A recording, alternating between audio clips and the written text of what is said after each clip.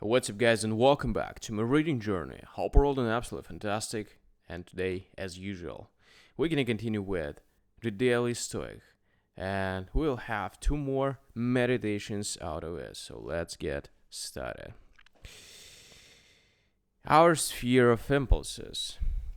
Epictetus says we must discover the missing art of assent and pay special attention to the sphere of our impulses, that they are subject to reservation to the common good, and that they are in proportion to actual worth. Marcus Aurelius Meditations. Here we have the emperor, the most powerful man in the world, quoting in his diary the wisdom of a former slave, and from what we know, Marcus might have had direct notes from Epictetus' lectures with one of his former students. That wisdom was ultimately about surrender and serving the common good, about the limits of our power and the importance of checking our impulses, something every person in authority needs to hear.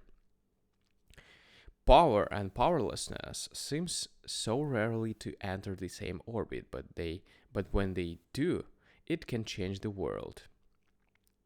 Think about President Abraham Lincoln meeting with, corresponding with, and learning from Frederick Douglass, another former slave of considerable wisdom and insight.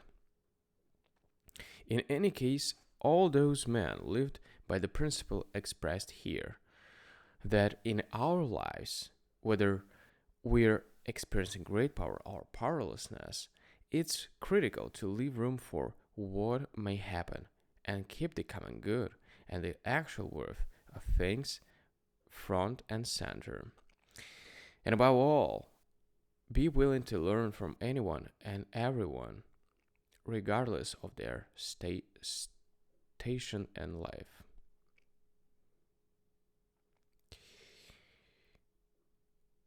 Real good is simple. Here's a way to think what the masses regard as being good things.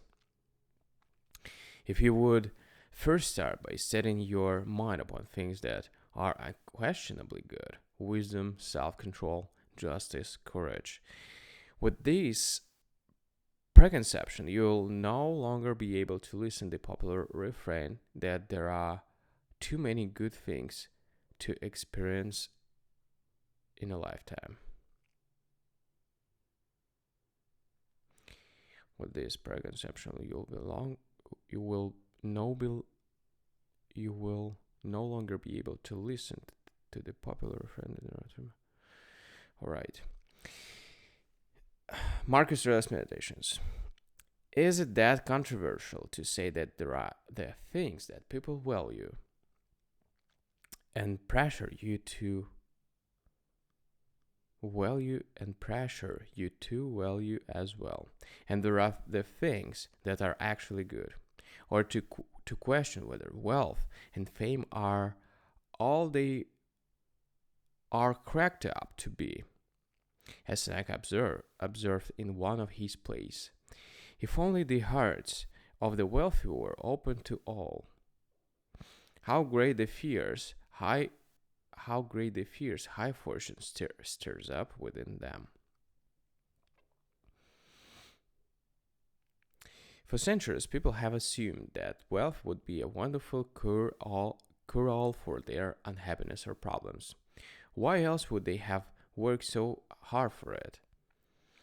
But when people actually acquired the money and status they craved, they discovered it wasn't quite what they had hoped.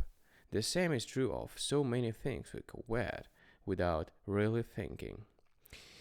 On the other hand, the good that the Stoics advocate is simpler and more straightforward: wisdom, self-control, justice, courage. No one who achieves these quiet virtues experiences buyer's remorse. Alright, guys. That was quite fast today, and we're gonna continue tomorrow. So thank you for joining me in this video, and we will Continue tomorrow. Bye.